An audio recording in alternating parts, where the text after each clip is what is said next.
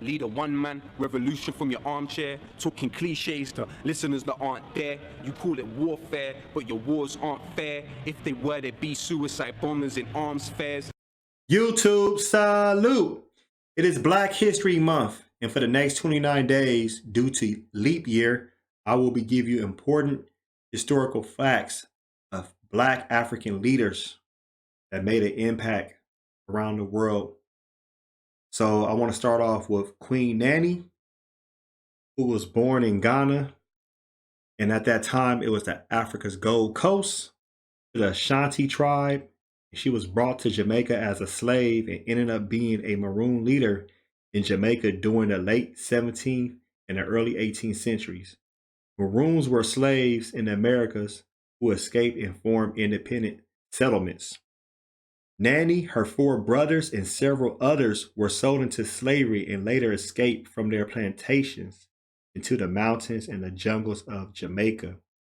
Nanny eventually founded a village in the Blue Mountains on the eastern side of Jamaica, which became known as Nanny Town. By 1720, Nanny had become one of the leader of the Maroon settlement, where she trained her Maroon warriors in the art of guerrilla warfare. Due to constant tension between her people and the British. And Nanny Town, like I said, was located in the mountains away from European settlements and overseers because it was so difficult to be attacked. So they was actually strategizing. Nanny, who was said to have knowledge in traditional healing methods, became a spiritual military leader of the people of Nanny Town. And she was like a cultural, spiritual, military leader, and she practiced African spirituality. One top of the former African spiritual system she practiced was Obia. She practiced that. During the period of 30 years, she contributed towards the escape of more than 1,000 slaves and helped them resettle in the Maroon community. Who does that remind you of? Harriet Tubman, or Harriet Tubman was on the scene.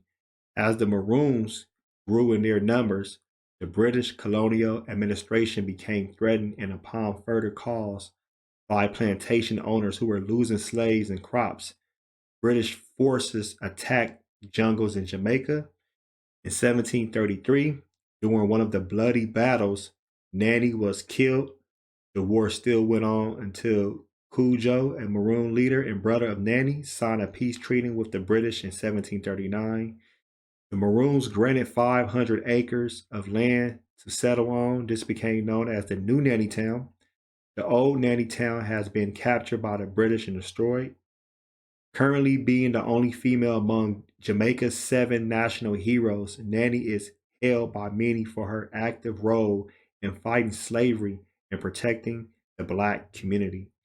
A part of being on the logo of the glider Lerman Center of the Study of Slavery, Resistance, and Abolition. She is also on the Jamaica $500 note, one of the banknotes in circulation in Jamaica.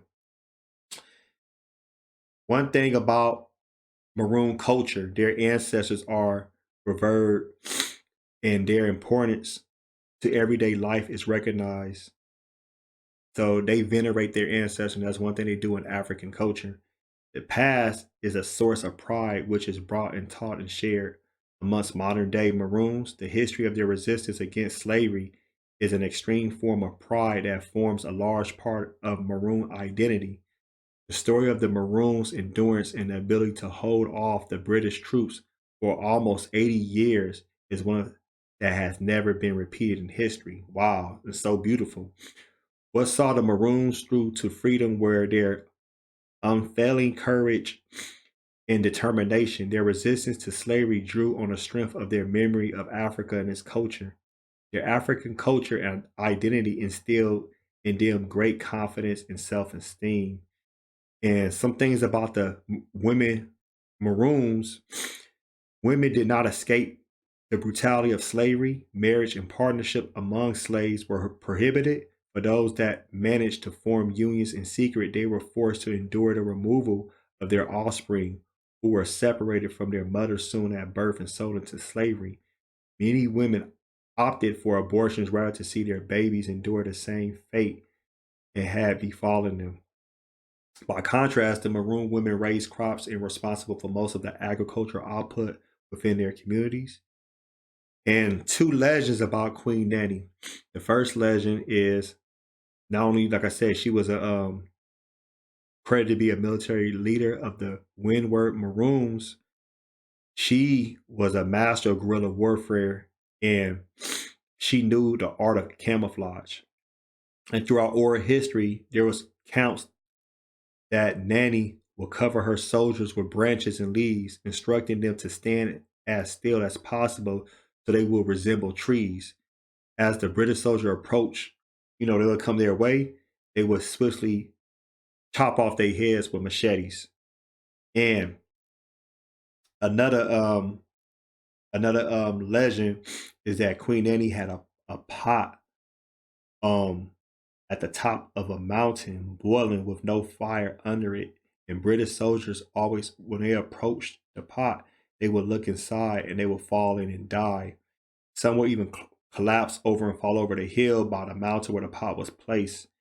And even Nanny, like being a herbalist and a spiritualist, she knew exactly what type of, I hate to say booby traps, but protection she needed to have for her people as Maroons. So shout out to Queen Nanny as being the single figure who united Maroons across Jamaica and played a major role in the preservation of African culture and knowledge.